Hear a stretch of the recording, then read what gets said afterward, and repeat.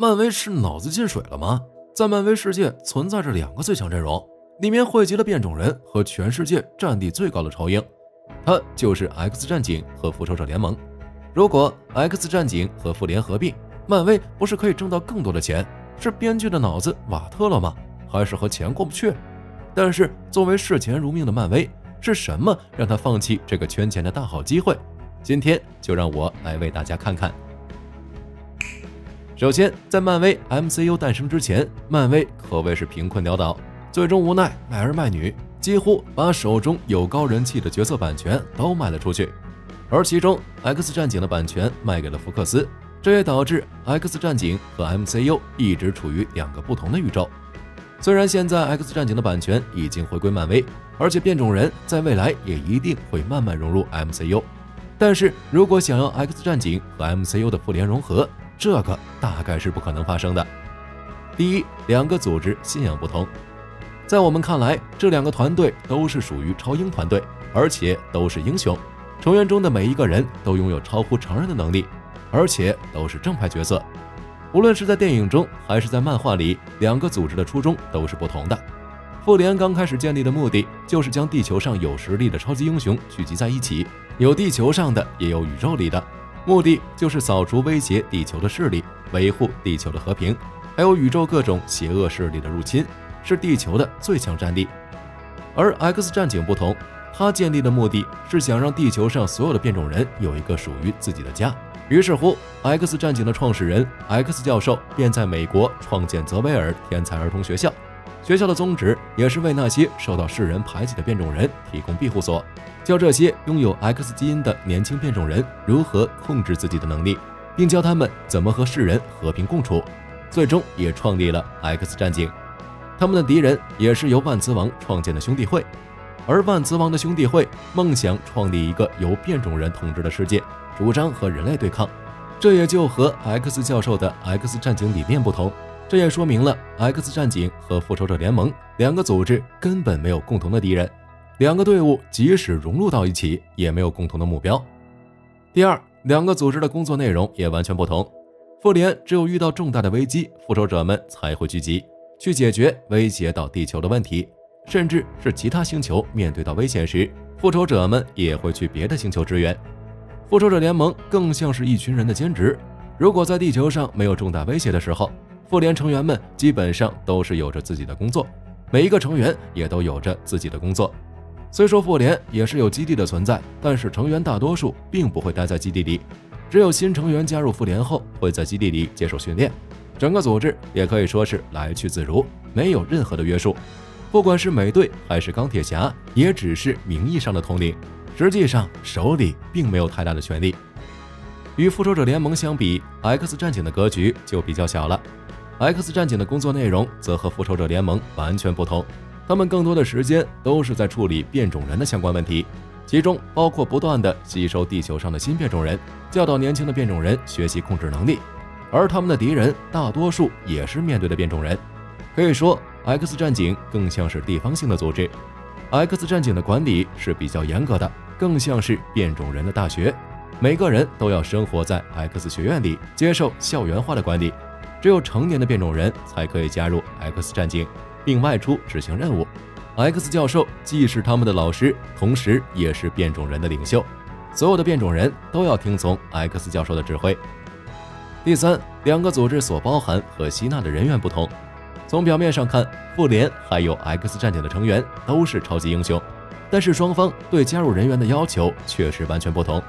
复仇者联盟的成员可谓是海纳百川，只要有能力，不管好人坏人都可以加入。其中的成员也是应有尽有，有富甲一方的富豪，有天才科学家，有改造人，也有宇宙中的神明，也有普通人中的超级特工，甚至还有一些改邪归正的坏蛋。只要有能力的正义人士都可以加入复仇者联盟。 X 战警却是完全不同，想要加入 X 战警就必须是变种人，也可以说是只有变种人才可以加入 X 战警。即使你强得可怕或者十分富有，只要你不是变种人，你就不可能被 X 战警认可。第四，商业价值。两个组织曾经因为版权的问题分开的两个组织也是分开运营的。漫威也在90年的时间里创作了8000多位人物，这些人物中商业价值最高的就是由这些人物组成的一支队伍，而其中复仇者联盟就是漫威最大的摇钱树。随着2011年漫威推出的钢铁侠到现在的漫威宇宙电影系列，复仇者联盟就成为了漫威最大的一棵摇钱树。而漫威第二棵摇钱树毋庸置疑就是 X 战警了。在福克斯的打造下， X 战警也逐渐成熟，更是可以和 MCU 相提并论。但是让现在的漫威把这2个组织汇集成一个，漫威肯定是不会这么做的。虽然超级英雄并没有发生变化，但是如果融合这2个队伍，就说明观众花1份钱就可以看到2个队伍的故事。作为爱圈钱的漫威肯定不会这么做，而且2支队伍都有着悠久的历史，也有着自己独特的故事线和风格。如果强行融入，整个团队的故事风格肯定也会由此改变，这也肯定会影响观众的观影体验。2个团队虽然不可能融合到一起，但在漫画里 X 战警的很多人都曾以个人名义出现在复仇者联盟的队伍里，一起合作执行任务。最典型的例子就是变种人的 X 教授，曾经和托尼组建了一个神秘的组织光照会，如野兽、暴风女、镭射眼狼叔等都曾在复联出现。第5，群众的印象。虽然 X 战警和复联都是超级英雄，都是做着守护群众的安全，同样也都有超能力，但是社会上的普通群众对他们的态度却很不一样。复仇者联盟的成员被人们看作英雄，无论走到哪里都是锣鼓喧天、鞭炮齐鸣，被群众当作救世主、守护神，也被很多的小朋友当作偶像。不管在战斗中对建筑造成了多大的破坏，都会被观众无限包容。反观 X 战警这边的情况和复联相比，可谓是惨不忍睹。因为变种人的本质还是地球人，只是体内的 DNA 多了一条 X 染色体，人们也总是对异类抱有敌意。变种人从出生开始展现的超乎常人的能力，不仅不会被群众认可，甚至在这些孩子父母眼中也是不接受的。有些父母甚至会抛弃这些变种人。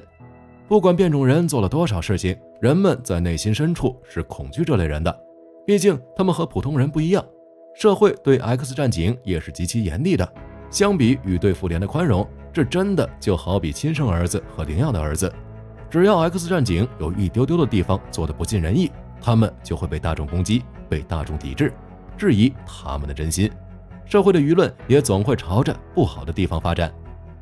第6，双方的关系不融洽。2方组织的团队成员关系并不融洽，甚至可以说有很深的分歧。但是这些分歧主要是原因全部都归功于变种人，因为变种人在地球上的特殊性，还有群众的态度，导致了变种人孤僻的性格。虽然每个变种人都拥有超乎常人的能力，但是就是这种能力是变种人一生的噩梦和悲剧的来源。在变种人的眼中，他们认为自己是人类进化的产物，是高端的地球人。可是变种人根本不知道地球人害怕他们的原因，因为变种人不能很好的控制自身的能力，经常会给周围的人带来伤害。一边是进化的优越感，另一边是群众的歧视，这导致了变种人只希望能过安静的生活，而且只要涉及变种人的问题，变种人便会对外界的插手非常反感。因此2个组织关系始终没有特别亲密。之后在复联对抗邪恶势力的时候，牵扯到了变种人，复联的这一行为也被 X 战警反感，认为复联狗拿耗子多管闲事，随后便引发了双方的战争。在漫威出版的漫画《复仇者联盟 vs X 战警》中，双方大打出手，双方在漫画中也是前前后后打了5次，但是战绩也是一边倒的局面，复仇者每次都获得压倒性的胜利。根据以上几点，我认为漫威是不可能融合2支队伍，也只有2支队伍分开发展，才能给漫威带来更好的收入，也会让观众有更好的观影体验。大家对这2支队伍有什么看法吗？可以在评论区告诉我。如果大家想了解 X 战警和复仇者的战斗，也可以关注我，我会持续为大家更新更多漫威内容。